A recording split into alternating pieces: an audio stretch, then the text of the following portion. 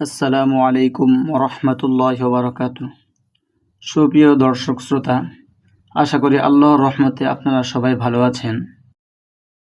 প্রিয় দর্শক, কোরআন মাজিদ শেখার কায়দা পর্বগুলোর মধ্যে আজকে হচ্ছে আমাদের দ্বিতীয় নাম্বার পর্ব। তো প্রথম পর্বে আমরা আরবি হরফ যে 29টি অক্ষর সেগুলো উচ্চারণ কিভাবে করতে হয় আমি আপনাদের শেখানোর চেষ্টা করেছি।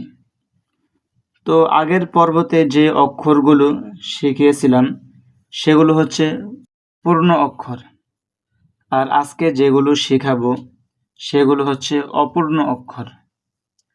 আর কোরআন পড়া শিখতে চাইলে চ্যানেলটি লাইক করুন এবং সাবস্ক্রাইব করুন। আমরা শুরু করতে যাচ্ছি। বা বা বা صاد صاد صاد تا تا تا ضاد ضاد ضاد ثا ثا ثا عين عين عين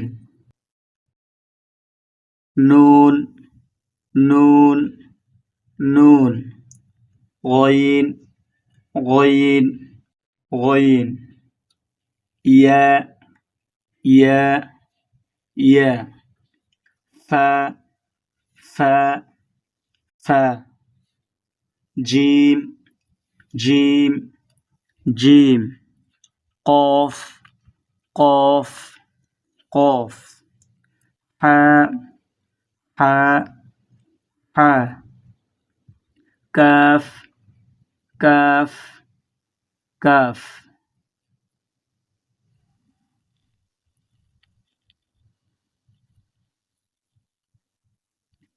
خا خا خا لام لام لام سين سين سين ميم ميم ميم شين شين شين ها ها ها ها প্রিয় দর্শক, এই অক্ষরগুলো আমাদের বুঝে শুনে পড়তে হবে, আর চিনে রাখতে হবে, খেয়াল রাখতে হবে। কেননা যেরকম মিম হচ্ছে এটা পূর্ণ অক্ষর, আর এ মিম অপূর্ণ অক্ষর, এ মিম অপূর্ণ অক্ষর, এরকমভাবে বিভিন্ন জায়গায় আসবে, সেগুলো আমাদের খেয়াল রাখতে হবে, মনে রাখতে হবে। আল্লাহ তাআলা আমাদের ভালোভাবে সহিশুদ্ধভাবে পড়ার তৌফিক দান করুন। আমিন।